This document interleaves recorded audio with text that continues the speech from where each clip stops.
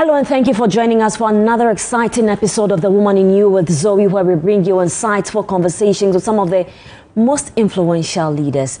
Today, my guest is going to be talking about her work when it comes to quality assurance. She's an expert when it comes to quality assurance, and with an impressive career spanning multiple African nations and international organizations, my guest, Dr. Violet Makuku, has played a pivotal role in harmonizing educational standards across the continent. Now, beyond her professional achievements, Dr. Makuku is deeply passionate about youth empowerment, economic transformation, and the role of education in achieving sustainable development. So join us as we explore the world of higher education through the lens of an expert and a change maker. I am Zoe Abubeduado. Please stay tuned.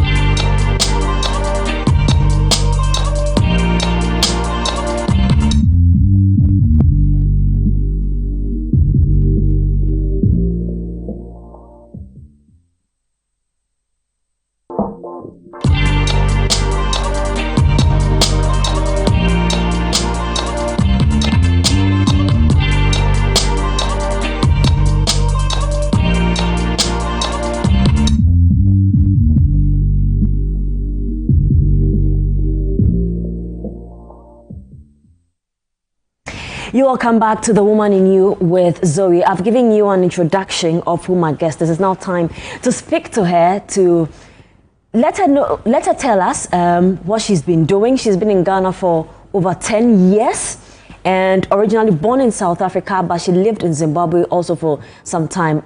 Dr. Makuku. Thank you. Have I done justice, a bit to how you grew up? You were born in South Africa, grew up in Zimbabwe, and then you found yourself in Ghana? Yes. How has Ghana treated you? You've been here for 10 years or almost 10 years? Almost 10 years, but I want to tell you what I learned about Ghana. Most Ghanaians are warm. They are welcoming. They are highly helpful. But I think I know the secret. On Mother's Day, one time I was listening to the radio as I was driving, and it was Mother's Day. All men and women were saying, it's my mother who taught me to be helpful, to be humane. And so you find it elsewhere in Ghana, everywhere in Ghana. I have many examples to give. Thank you. All right. So what examples will you give? For example, one day I was driving and I was trying to park by the roadside. One of the tires of my car went into a drain. And then these gentlemen, I don't know where they came from. All of a sudden, they were all around me. Then because it was around my 5th to 6th year here in Ghana, I found myself giving my car keys to one of the gentlemen before we even spoke. And I said, you can come and get into the driving seat so that you can help with my car. He said, no, sit there. We are the gentlemen. We are going to push the car as you reverse. That happened. And then that time, 100 Ghana cedis was a lot of money. I tried to make it 150 Ghana cedis because I didn't know how I was going to go through my challenge. They all refused and said, Mama, you need to go. We were just helping you. Wow. That's how. So the hospitality of Ghanaians is... It's a lot. Wherever you go, you find that this urge to help, this urge to assist, you get to a place to park and say, I want to go somewhere. They say, follow this route. When you drive small, ask somebody, they will help you. And honestly, this is what I've lived in Ghana. Before you came to Ghana, what perception did you have about Ghanaians? Do you have any perception? Yes, basically I can tell you a very emotional story that our former president Mugabe was married to Sarah Efron from Takoradi. And so she was murdered. She's somebody who was humane and passionate about the socio-economic development of people, the social welfare of people. And she actually had a leprosy center in Zimbabwe. When she passed away, I think it took me more than 3 years to go over her death. it's not me alone. That time I just finished my senior high school. I remember we got depressed for a very long time. She was a mother of the country. And you could feel it. You could actually feel a presence everywhere in the country. That's what she was. That's who she was. Yes. So she actually, okay, so her representation, she actually represented Ghana very well. So you had in mind that Ghanaians are really welcoming and hospitable. Yes, yes. Imagine somebody coming to build a leprosy center. And you know this disease, leprosy, that many people would want to distance themselves from. But she went for the vulnerable, the most vulnerable. I know she had Daniko, which was also a school for the disabled. Those are the channels which she followed. She was highly humane and felt so much about social welfare issues.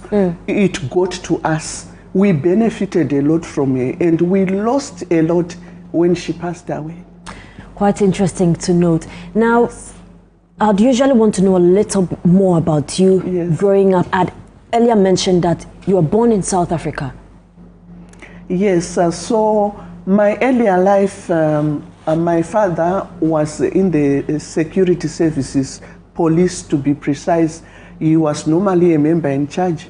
My mother was in the medical fraternity. And so it would mean now and then we would be transferred from one part of the town to another. So growing up, I was very intelligent. I thank God for that, because I scooped many prizes. And people would say, this girl, but I had a problem of handwriting. So my teacher, normally one of my teachers would just pinch me for handwriting, but I don't think it changed much. It hasn't changed? No, it changed a little. But when I met the next teacher in the next class, he was so loving and he just encouraged me. Their approaches were different. This one was rather radical, but that one was much better because he just encouraged me. I liked the music, poetry, and also athletics and sports in general. So were you an athlete yourself? Yes, yes. Netball, goal scorer, and then the center, and then the athletics relays, 100 meters, 200 meters. Nobody would beat me. In class again, nobody would beat me. So I thank God for the blessing.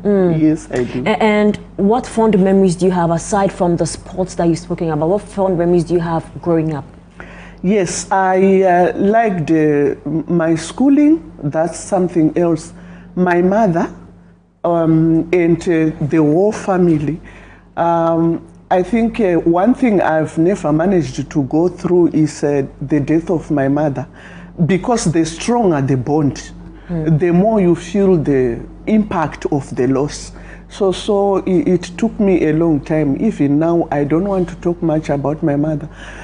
She was very responsible. Even when our father passed away, he passed on first, and then 10 years later, my mother passed on. But she looked after us as if our father was there.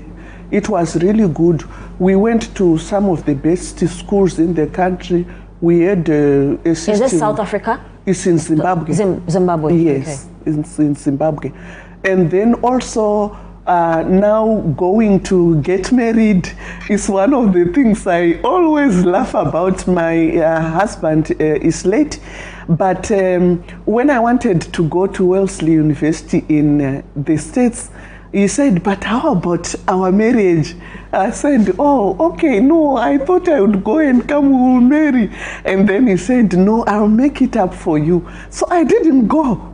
And so he did a lot of things for me. We were applying for me to go to 2-year post-A-level college, whilst I was applying now to get into a university. Because that time in my country, the system was such that you needed to apply first in order to be considered for university placing.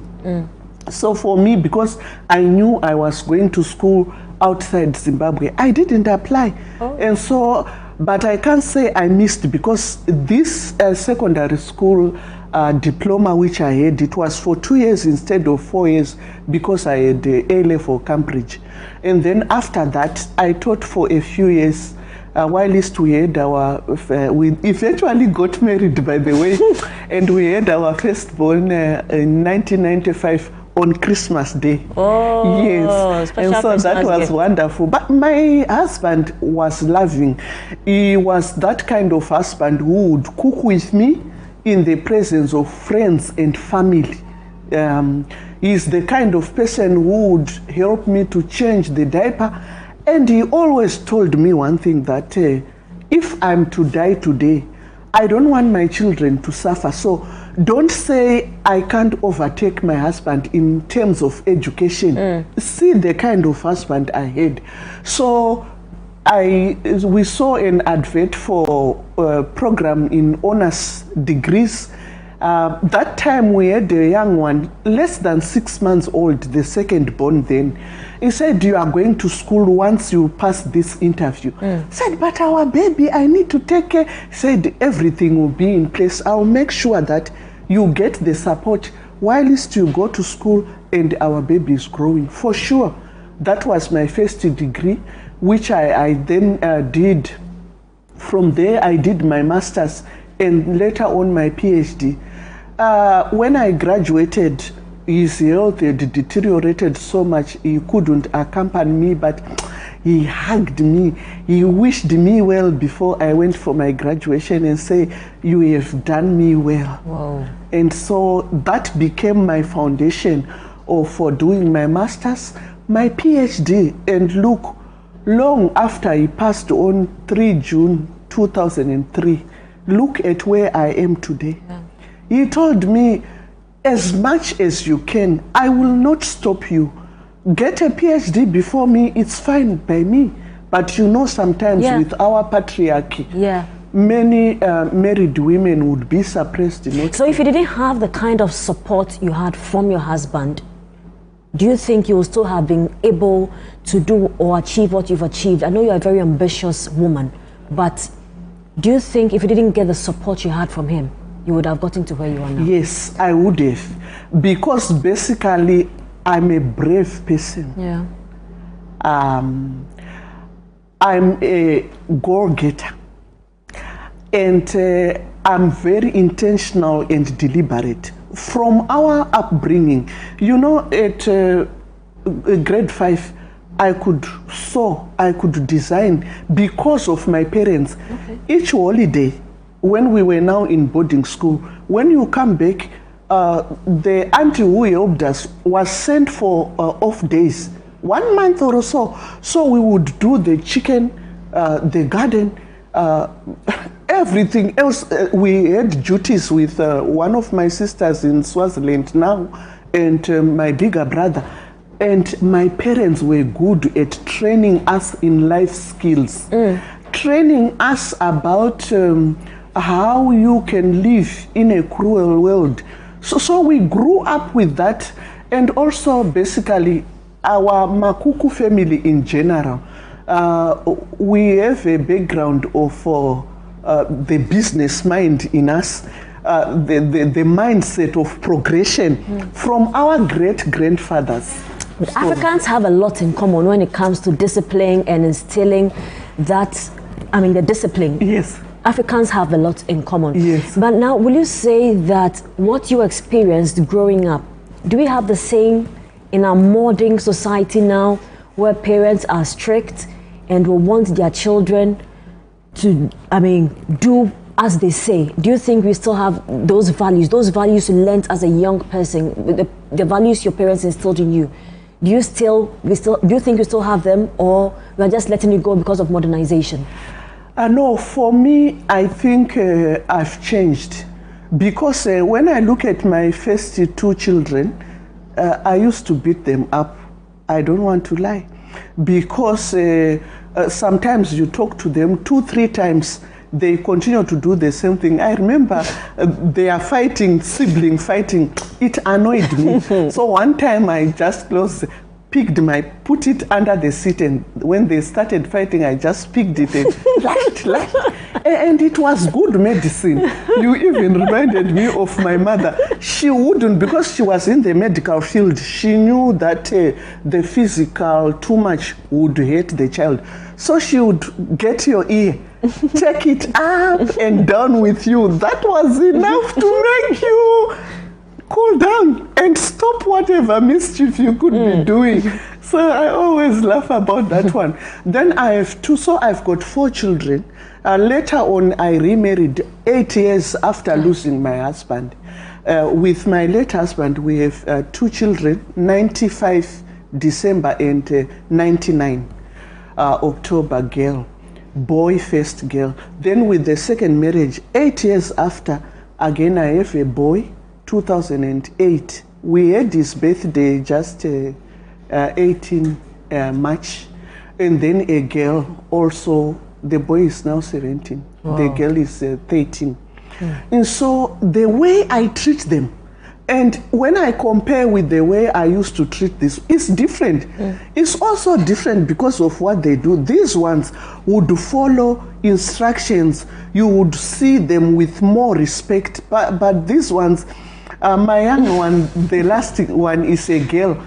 She looks like me. She behaves like me. We are each other in every respect. And so sometimes I tell her, I don't want to do, so what have I done? What's wrong with it? They are called Gen Zs. Yes, with confidence. And she would also be looking at you in the eyes. And then you start reflecting and asking to say, is she that wrong or whatever? This thing, so the treatment is a bit different now. And then the bigger siblings will be encouraging me to say, Mama, no, remember the generation gap. It's different. Find other ways of doing. So my 2 bigger children are helping me a lot on how to handle the younger ones. The 2 younger ones. I'm really enjoying our conversation, Dr. Makuku, but we'll take a break here. When we come back, you'll be telling us more about what you're doing currently. I know you are the founder of the Global Quality Assurance Association. You'll be telling us more about that. And before that as well, you were in the Association of African Universities, very passionate about higher education. We'll be delving more into that. So we'll be talking to Dr. Makuku, and she'll be telling us more about herself. We've already explained, she's already explained to you what her life was growing up, and she's also done some comparisons, very interesting ones. I believe you want to know more and hear more from Dr. Makuku. She has more to tell us, so please stay tuned. My name is Zoe Abubedoado, and this is The Woman in You.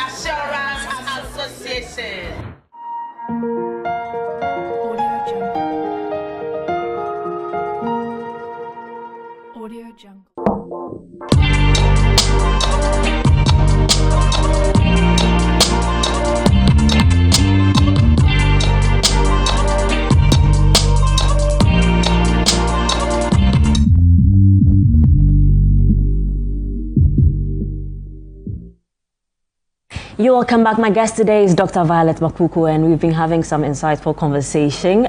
She's still here to tell us more. I love your smile, actually.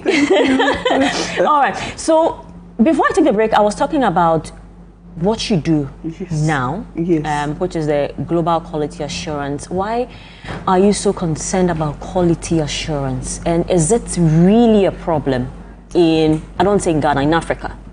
Yes. I can say it's a problem, a big one, because I have worked across the continents. I've moved across different companies and organizations, and what I see is different. I can give a very quick example, starting from our own Africa, that in my country, at one point, if you eat a banana and you throw down the peel, immediately you would be asked to pick it, and it would also be something very embarrassing to be asked to do that in public. And then, it's about compliance for standards of the law and bylaws, but it really is lacking. You go to South Africa. So sometimes I would go to South Africa maybe for shopping or something. You find if you are in a public transport, immediately we cross the border to South Africa. People now know that they can't throw litter everywhere because South Africa is relatively cleaner than Zimbabwe. And the bylaws, yes, they work. There is a need for compliance and enforcement to make sure things do happen. You find in washrooms it's written, keep the toilet clean, put the litter in the dustbin. Quality assurance, unfortunately, people look it and understand it in a superficial way, but it's deep. In terms of the benefits, people only know mostly about policing. They know mostly about tick box compliance, which is not good for us. That's why you find that it even affects our trade. You take things to export, they tell you this mineral is too much, or this is not well packaged, so it can't be exported. Can you see the cost of quality? But what is this quality and what is this quality assurance?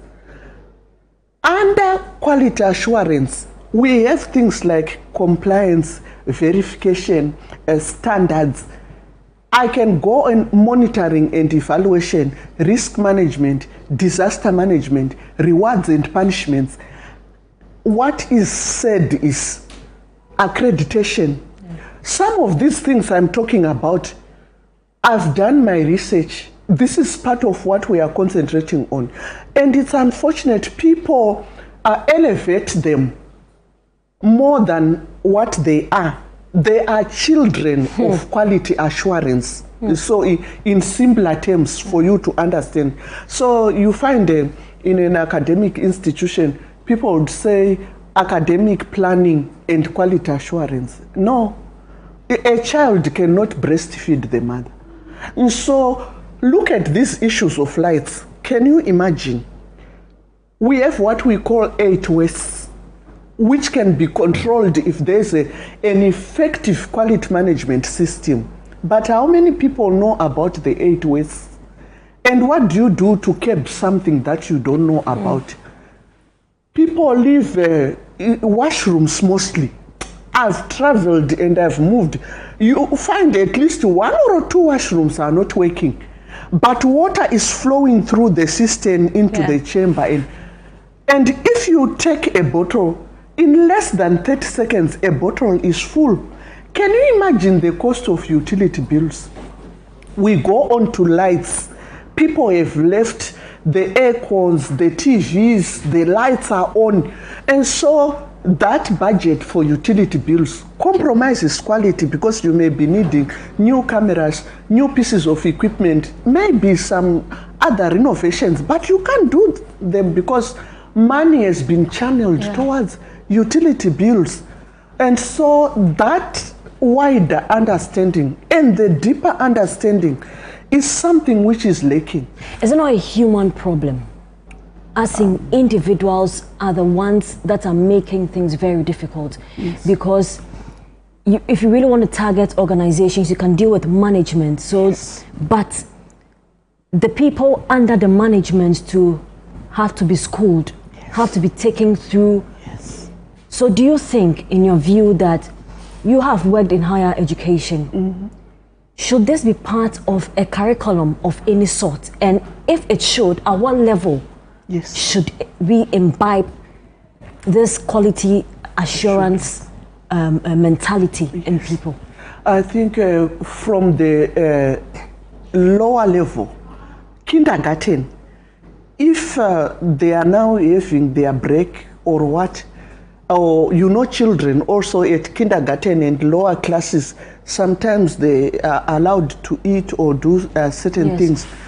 We want them to know that if they drop a piece of paper from a wrapper for a sweet, they should pick it, take it into the waste bin. They should be told that when we say stop doing this, the discipline is needed. Cleanliness, we can teach our children from the early days to say, now you have finished eating, don't put the dirt on your clothes, go and wash your hands. All those things we can teach our children and they can do them very well. We go on to JHS, we go on to SHS, every level. You see, because I have a strong education background, there's what we call a spiral curriculum. Spiral curriculum means that we add things. They start from simple to complex, from concrete to abstract, and then from the known to the unknown. When you do that, the quality assurance can be taught in simpler terms. Pick your litter, what, without necessarily suffocating them with this vocabulary in quality assurance. But as we go higher, the spiral ring becomes wider and thicker because we add more content on what is quality assurance, how do we do it, why is it important, which areas, everything requires quality assurance. And so people will do what you would inspect. And if there's no enforcement, really, people don't do what they're expected to do. Yes. In your view, Ghana, Africa, enforcement is a problem. Yes. Do you meet with leaders, African leaders, politicians? Do you sell your idea to them? I know you are an expert when it comes to quality assurance. Yes. When you have discussions with them, do they accept some of the things you sell or propose? Yes, they do. Thank you really for bringing the leadership dimension, actually. One of the key issues, if we consider universities, they come in terms, maybe 5-year term, which can be doubled, even in companies and organizations. One thing that I'm craving for to happen is for the global quality assurance to have a reach in all industries. Because the leader at the top, if they don't know quality and quality assurance, and the West, and they only know of tick box compliance and policing, we need internal quality assurance to build the quality culture. And that is what I'm passionate about. That is what I'm very good at. I've got my strategies for building the quality culture. I don't know if it is allowed to mention some of the institutions and what we have done and what they've done after. Some of the changes happened before. It starts with mindset change. Right. We have that module on mindset change. We move on to another module on quality management systems. We have a module on change management. All these things, sometimes when we don't handle them very well, it becomes a problem because the leader needs training on quality assurance to understand what it is. and how it can benefit them. The 8 wastes include overproduction, overprocessing, time wasted on storage, packaging. It's a lot. Time wasted even on movement, unnecessary movement. All these things, if the leader doesn't know, so how do they design the tools to make sure that when they are now doing an appraisal, the person who is being appraised know that they will look at my punctuality, they will look at my level of maybe efficiency and effectiveness. They will look at how I have done in terms of performance. If the leader does not know, and those in quality assurance, unfortunately, most of them, to tell you the truth, particularly in higher education, and as how it came into higher education, it was just imposed.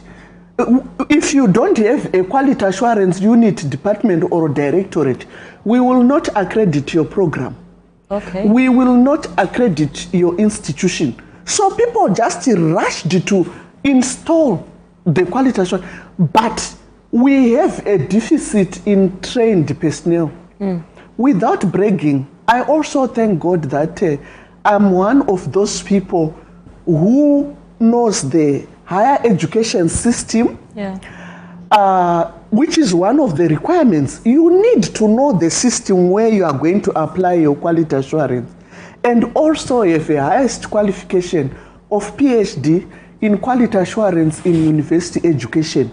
And so with the combination of the two, that would be ideal for a quality assurance director. Okay. But in the absence of that, even the personnel whom you work with, they pick on auditors, they pick on people with monitoring and evaluation, maybe from medicine for education, maybe from mining for ICT.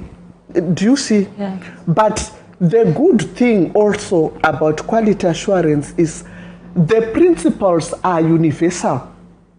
And the Global Quality Assurance Association is now there to say, when we are dealing with mining, with health, with what, we tailor make it because we have a way of working with people and questioning them, prompting them on how to help us in now put the standards and measures. So when did you set up this association, the Global Quality Assurance Association? When did you set it up? I can say in 2022 by August, I knew that now I was going to leave.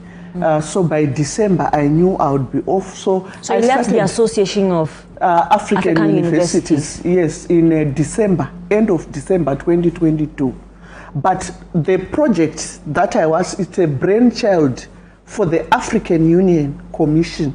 And so I was a diplomat and a project manager for the harmonization of African higher education, quality assurance and accreditation. Okay, so with the higher education, would you want to speak more about it? I mean, you have been in the space for quite some time. And I read somewhere where you were saying Ghana's education system is one of the best in Africa, if I should put it that way. Now, being in that space, the higher education space, what will you say has there been an improvement when it comes to higher education in Africa based on you being there? Yes, I don't want to say much because I don't have figures, but what I would want to point out is that, for example, in the curriculum, when I see new programs that are being developed, that are being sought after, that go along with the trending issues today, I say kudos to those institutions. Because right now, for example, in quality assurance, we talk about relevance, we talk about transformation. And so the current degree programs need to be reviewed. What do they need to include when they review? Entrepreneurship.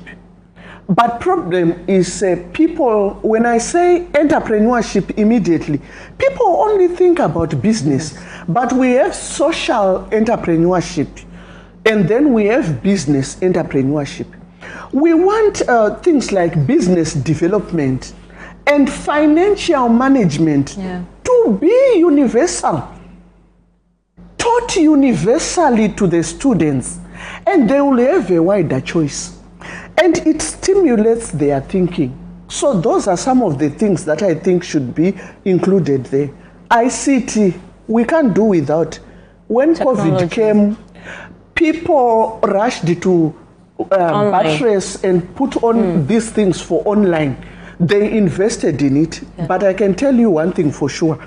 I always say shape up or ship out. And you ship out naturally whether you like it or not. Those universities and academic institutions which were waiting for COVID to go, they collapsed for good, most of them. Because others, in 2 weeks' time, they had their rapid result teams. So a lot of them adapted to the changes in the times. Yes, they did. And those, they did very well. Because all those other students now came to those universities to continue. Yes. And they graduated. Right. And the time that COVID took, we went back, some people were still awaiting. They now, after COVID, got to a bit of blended learning.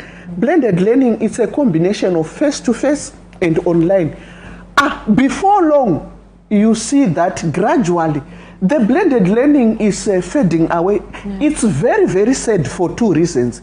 Industry is automated. And so when you do blended learning, you teach online, besides the role of online teaching and learning being a model for teaching, it also helps them to get the ICT skills which are needed in industry. So it's sad. I would want universities to continue with the blended teaching and learning. New programs, we need them. Artificial intelligence and this issue of ChatGPT and other Grammarly and so on with AI, instead of using the AI tools to detect students' work percentages in AI, I would rather say, when we see it, instead of punishing them, let's see where they are going wrong with it, and then we support them in order to do better prompts, quality prompts, because industry is using it. Upon graduation, if we suppress them more and discourage them from using AI and doing these prompts, industry will say they are half-baked, and the drama starts fighting openly in newspapers. Universities are giving us half-baked graduates. They are saying industry is not supporting us, but let's do the right thing. But is it not making some people lazy? The students, I mean.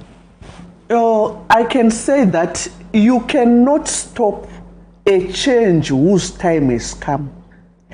What the academic institutions should do is to change the way they assess students. AI, you can't prevent it anymore. Otherwise, they won't get employment. Because the companies have automated. How many times do you receive on banks? The bank is telling you, use chatbot. Chatbot is AI.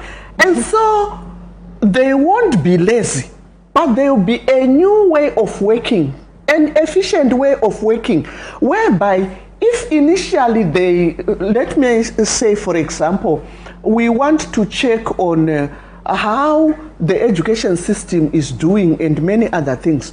You use AI to prompt AI to give you information about the status of the key issues, economic issues in Ghana. And so you can now say we are going to build degree programs on this. But there's a human input. When you know those areas, you now go to thinking.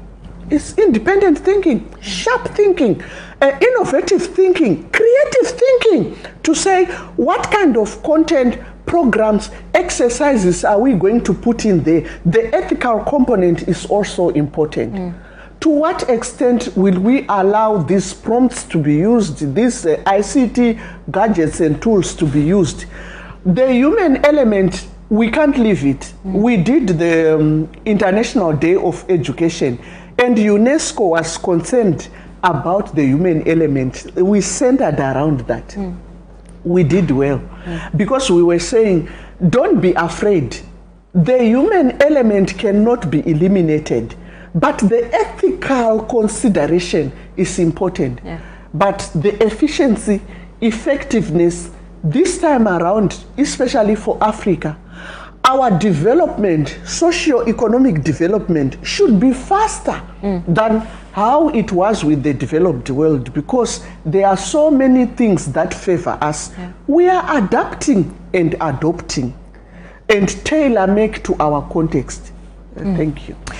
Thank you, Dr. Violet Makuku. So she's been talking a lot about education. When I come back, I'll be asking her, there was an education forum that was held recently, there was an economic forum that was also held recently, and she took part in these forums. So I'll be picking her thoughts on it, especially where the education system in Ghana has been so much politicized. What is her take on it? How can we get better as a nation? Please stay tuned. My guest is Dr. Violet Makuku.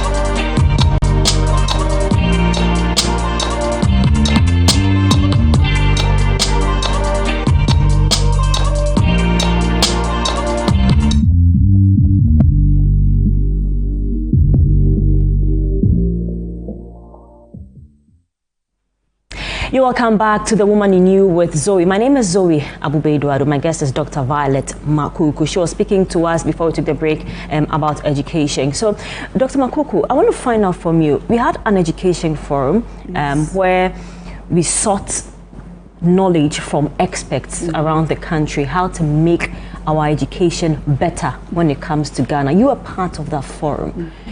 You sat through it. What were some of your inputs? And what were also some of your take-homes?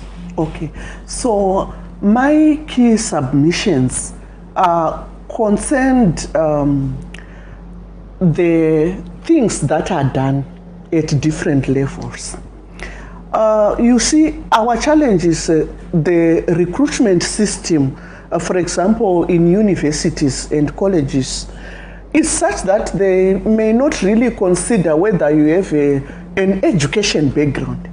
But that is very, very important, because it would inform the lecturers, the tutors, on what is important and why is it important. We have something that is called the Bloom's taxonomy.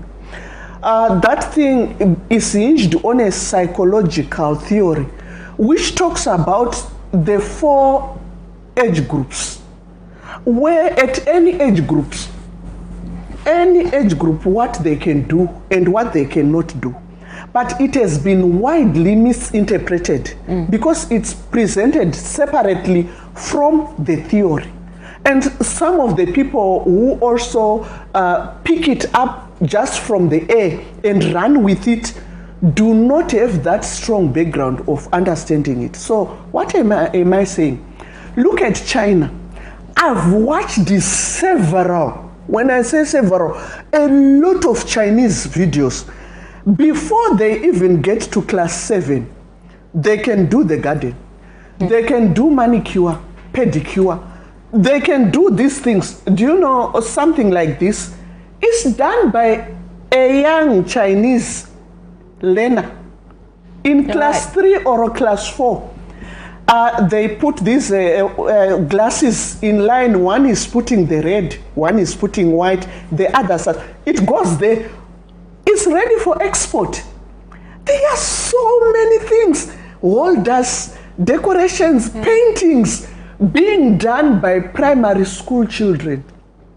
And in Africa, we are still busy saying head, thorax, abdomen, and labeling them. But we want that to be done as well. But you see, some of the crafts of small tables, stools, they are doing it at primary school level.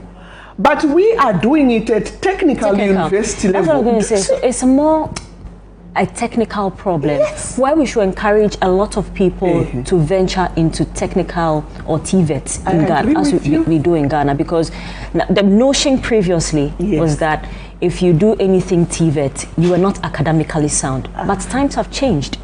And that is where we should be looking to, or aspiring to get to as a country. So I have seen that the previous government and this government have done much more when it comes to STEM education, TVET. And I think that's an improvement. Yes, I completely agree with you. When we were starting, you said you watched one of my interviews also, where I talked about Ghana having one of the best education systems. My premise was on TVET. Because in Ghana, you have secondary school TVET.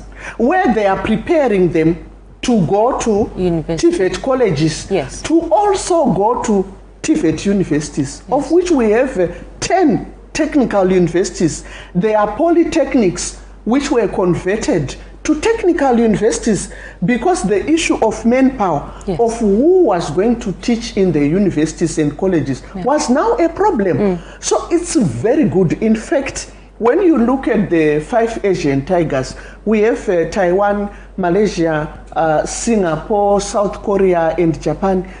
It's the TVET which moved them. You know, they were, like Malaysia, it was one of the poorest countries.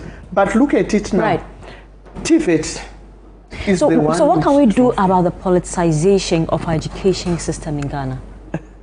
Because that has become a bane. Yes, I think education and awareness, and in those fora where we have room, we really need to talk about it. And for me, can I tell you, in Ghana here, honestly, believe you me, Ghanaians are obsessed about political affiliation. There are things where we should rise beyond partisan politics. Because if, for example, somebody started a good initiative in education, it's a previous government, it should be carried along. I like what is happening with the present government, that the SHS, what do you call it? SHS? Dual what? Yes. The dual system. The dual system? Okay, so the senior high school now, the dual system. Yes, it was introduced by the previous government. Yes. But I see the effort by the new government to refine the gaps. This is what it should be. It's called the double track. A double track system. Thank you very much. I knew there was a double track system. So when you do that, the country moves on. But if you say the cutting of sword was done by this government, and we will leave it where they stopped constructing this road, or where they stopped this. Oh, you know what? Ghanaians are doing injustice to themselves in that regard, because it's their taxpayers' money. It's government property, state property. When you look at schools, hospitals, roads, but you find people fighting so much to say, now you are finishing off a project that was started by the previous government. It's not yours. I credit both governments, even the outgoing government, because there are certain roads which I know that were started by the NDC government. But when the NPP government came, they completed those roads. I know a lot of them, under bridge, what have you. This is what it should be like.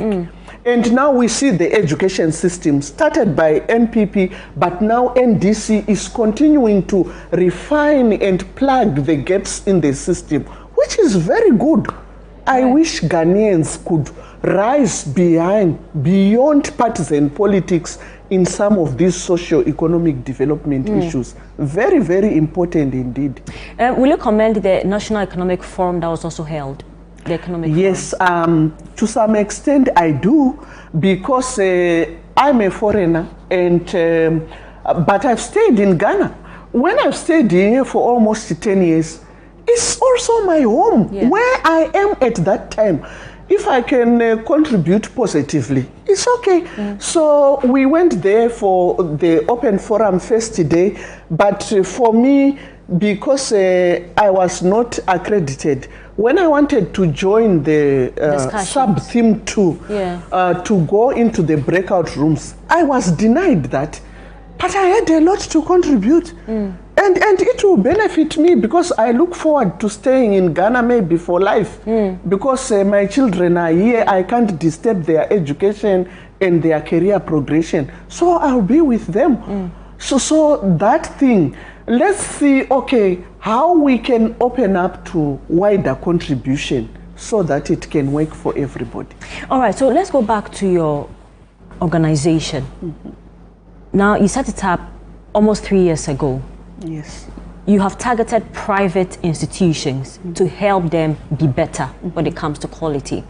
Beyond the private sector, are you also looking at the public sector to push your agenda of quality? Yes.